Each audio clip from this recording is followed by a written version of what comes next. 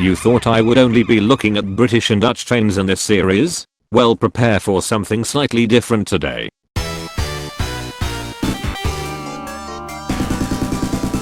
The Belgian Railway Class 80, referred to as the AM80 or the MS80 depending on what stereotype best applies to you, is a 3-car Belgian electric multiple unit.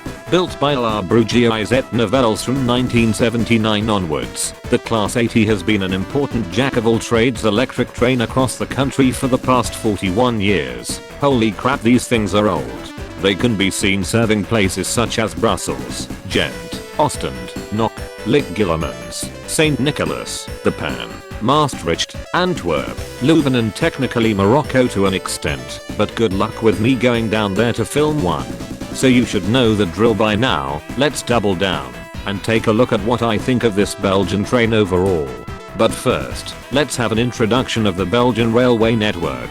Let's talk about aspects I like about it.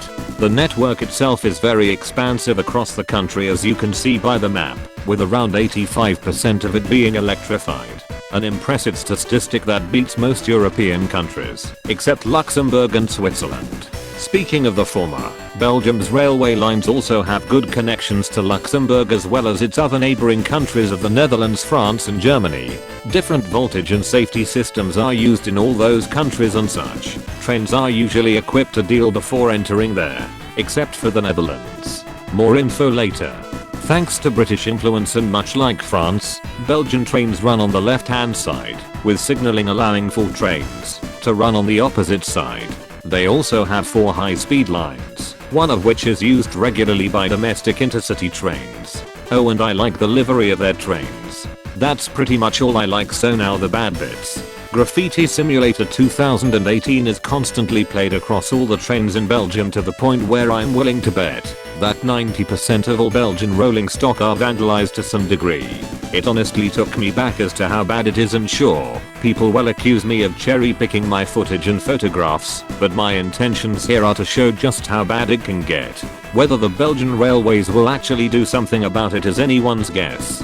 Another thing I don't like about Belgium are the platform heights. Unlike the Netherlands, where platforms are decently high off the ground, Belgium's platform height can be best described with a shrug.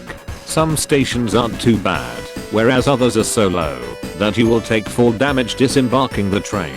If it weren't for the steps provided on rolling stock, there are other small things here and there that annoy me, such as the surcharge payment to make full traveling to Brussels airport, but I don't want to waste your time with it.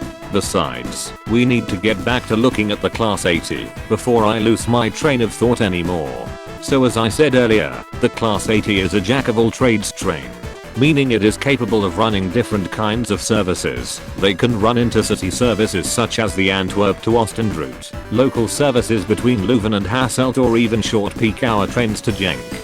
The units were originally formed of 2 coaches, but were increased with an additional center coach during the mid-1990s. This now means that trains can be formed of 3, 6, or 9 car formations, depending on the service demands and platform lengths. A refurbishment program was recently completed which had also seen more than half of the units be upgraded with the ETCS safety system.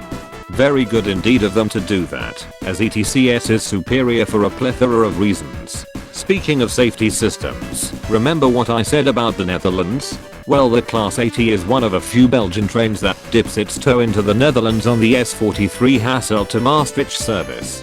I asked the driver one day if these trains have the Dutch 80B safety system fitted, which his response was no, they don't. That honestly surprised me for a moment, though with that being said, I don't think the urban flirts that dip into Venlo have 80B either, so it's believable that these don't. The Class 80 is fast. The top speed of these units is a respectable 160 km per hour, with an acceleration rate of roughly 0.54 meters per second squared. Now doesn't that sound familiar? That's right. It's the same rate as the Class 321 pretty much. The Class 80 has the highest top speed of all suburban Belgian multiple units, tied only with the Class 08 to 0, and there are a handful of lines where it can reach its top speed in service, which is nice. One problem arises on the aforementioned Maastricht service however. The overhead voltage in the Netherlands, whilst still a DC system, is 1500 volts as opposed to 3000 volts in Belgium. And this basically means that the train really struggles accelerating. Since power is reduced, you can really feel the struggle whilst riding. If you depart Maastricht station compared to once the voltage switches near Eastern. Speaking of which, what is the Class 80 like to ride on? Well, first I need to assert my dominance by boarding in style. Here we go. Okay, now we can begin. If you're expecting me to rage upon seeing this 3+2 style seating, don't, because this is one example of 3+2 I don't mind. Notice how the seats are bench-like here? It means you don't have to squeeze into small seats and instead, the capacity feels more flexible, especially if you are traveling with children. The seats themselves are also not too bad to sit on. There is a decent amount of padding on the base and on the back. The same goes for the legroom offered too. A bin is provided underneath the table alongside the window, and included is a vent that provides air conditioning cool enough to keep a water bottle chill. A small but lovely addition included. It's honestly not too bad of a ride on these seats and the train isn't too bumpy even at top speed. I quite like sitting here. It's also nice to see some actual window alignment with the seats for once. No charging points in standard class are located because lol, much to my annoyance. The windows in the carriage have blinds that can be pulled down to protect your eyes from sunlight and the topmost portion opens horizontally on a slider, allowing you to look out of the train. If you're not scared of getting quick-scoped by passing freight trains. Though just as a quick reminder from the HST video I did.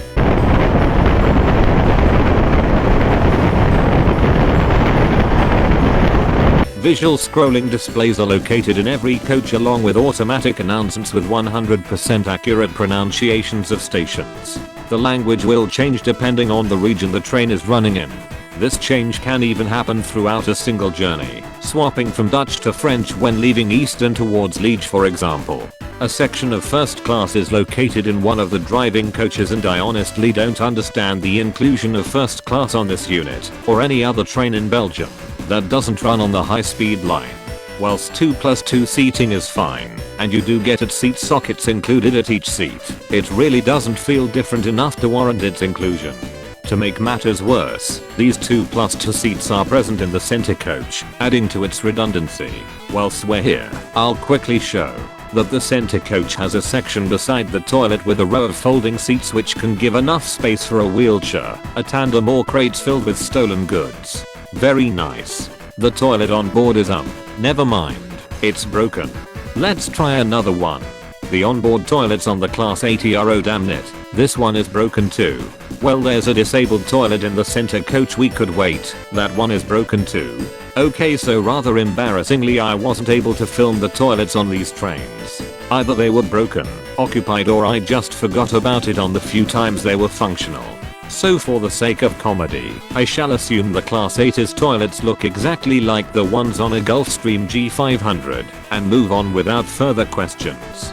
The future of the Class 80 seems stable for the moment. The scrap god is not fancying Belgian cuisine for the time being, at least with trains that have been recently refurbished. Besides, if some of the classic twin units have survived in service for more than 56 years, then I feel confident in saying the Class 80 certainly has some more years to run in service. That being said, Arriva Netherlands have plans to utilize their tri-current Flirt 3 trains on the Maastricht to Liege route. Once the homologation in Belgium is successful, these trains will operate a service connecting Belgium, the Netherlands and Germany with a single train. And unlike the Class 80, it will have the traction equipment to handle all 3 different voltages and safety systems. Pretty cool, right? Conclusion. Honestly, I thought the Class 80 wasn't too bad of a train. The seats and interior were pleasant, the motor sounds were nice and most of the services it runs on are sensible enough for it. Whilst I have rode an intercity service on one, I wasn't feeling unsatisfied or annoyed with the journey. There was an underlying reason as to why the Class 80 was the first Belgian train we looked at, and not the weird uncircumcised Class 96. It's because the Class 80 was one of the earliest trains I ever downloaded for Microsoft Train Simulator. Downloading it from an old website called MS Train Stop, This train introduced me to Belgium's railway networks and sequentially my love for the railways of the Netherlands too. For that reason alone, I must respect this train, and it holds a special place in the cold lump of anthracite that is my heart. Now you know my thoughts on the Belgian Class 80. Go out there, and some genuine advice: if you ever go to Belgium, please visit Antwerp Central Station. The roof and station building there is beautiful and the layout for the station itself is so cool.